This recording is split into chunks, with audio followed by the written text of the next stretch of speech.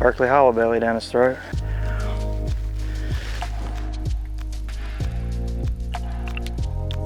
You know, it's early April, we're out here on Pickwick Lake, and Pickwick's you know, known for having some grass in it, but years we have floods, it tends to wash a lot of that grass out. And so things you're going to look for is a large current break in the river, you know, such as this island, and it has a long bar that runs off the back of it. Well, that island's going to create a current break, and the hydrilla from last year is going to be left over, which is going to be a great staging spot when it warms up for these fish to get in. They're going to be out in the river during the winter months when it's cold, and you know, as it's warming up, they're going to be making their push to these flats, these shallower bars, trying to get ready to spawn. And you know, the grass being out here on top of this bar is a great staging spot for them. We have really clear water conditions, not a lot of current, so I'm just going to throw a Berkeley hollow belly, like a 3/8 ounce exposed jig head, and try to keep it just over the top of the grass. This fish are just going to stage in that grass. It's, you know, it stands up kind of high when the sun comes out on sunny days. They're going to rise up around the top of it, try to get those eggs warmed up, getting ready to do their spawning thing.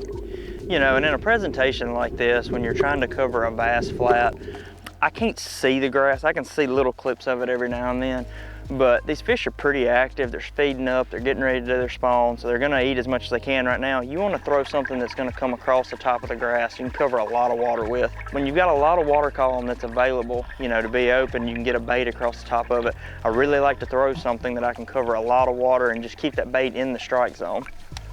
You know, in the springtime of year when the water's warming up really quickly, I like to look for places that are gonna be quick transitions where those fish are gonna move out of their winter haunts straight up into some springtime places. So I like something that's close to the river. And a lot of times you run into these flats and stuff being pretty featureless. So getting out here with your Mega Imaging Plus and idling around looking to see if you have stumps, if you have rocks, if you have grass, just something that's gonna attract those fish, give them something to set up on and prepare for the spawn. So this morning when we put the boat in, we noticed the water's 60 degrees. It's the very, you know, it's the 1st of April. We know these fish are gonna wanna go shallow. So I use my shallow water highlight to highlight everything that's gonna be under 5 foot.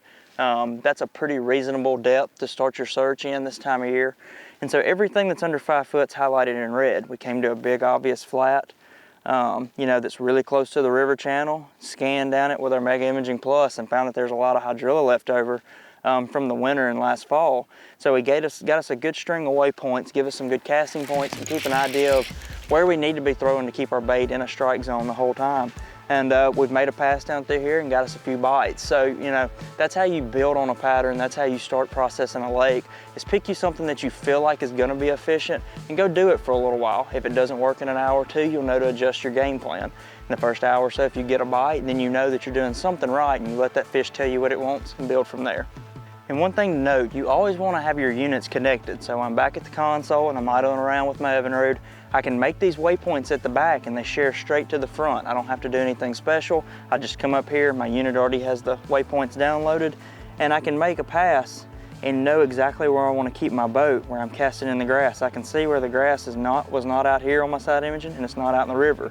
It's kind of on this perfect seam, probably a good current break from this island over the winter.